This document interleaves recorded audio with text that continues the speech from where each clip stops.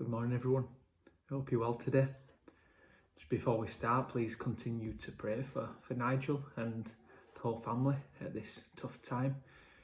I'm sure we'll hear updates as and when they happen, but for now, let's just be united in prayer and continue to pray for healing and for strength and just for the family at this tough time. This morning, I wanted to share just briefly on how we are all united as one thanks to what has happened on the cross. And we can read in Ephesians chapter 2, verse 14 to 18, it says, "For he himself is our peace, who has made both one, and has broken down the middle wall of separation, having abolished in his flesh the enmity, that is, the law of commandments contained in ordinances, so as to create in himself one new man from the two, thus making peace, and that he might reconcile them both to God in one body through the cross, thereby putting to death the enmity.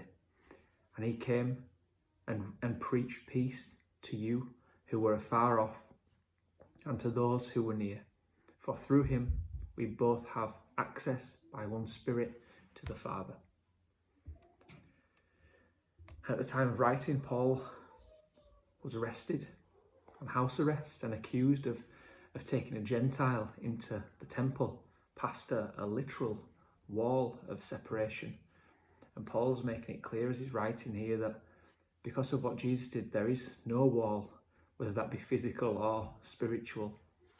And the power of Jesus, of what he's done, is bigger than any barrier or any division that we might have previously had, whether that might be political or economical or racial or geographical or whatever else it might be. The unity that we have because of Jesus' blood is what is and should define us more than any difference that we might have had previously, even if that means that we don't always agree on every single thing. And the main point of contention between Jew and Gentile was that Gentiles were not abiding by the law. And that was obviously a big issue for the Jews at the time. But seeing as Jesus has fulfilled the law for us, and all the way back then, we're now joined through a work that has been completed through what's happened on the cross. The Enduring Word Commentary says that the early Christians would often refer to themselves as a third race, kind of trying to embrace who they've become now that they're in Jesus. Now that's their identity. And we see an emphasis on Paul on the need for Jesus in all of this. The unity is not something that we should take lightly. As Dave mentioned on Sunday, we should never become used to the sacrifice that was given. It's an accomplishment that is unrivaled and unparalleled and has never been seen before and never will be seen again. Paul writes there, it's made near by the blood.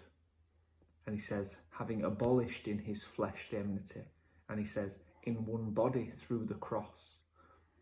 So I pray for us this morning that as a church we never lose sight of that, of the sacrifice that it took to allow us to join as brothers and sisters who might be so different in how we originally were, but are now more united than ever in what our new identity is because of the incredible work that has taken place on the cross. Have a great day, everyone.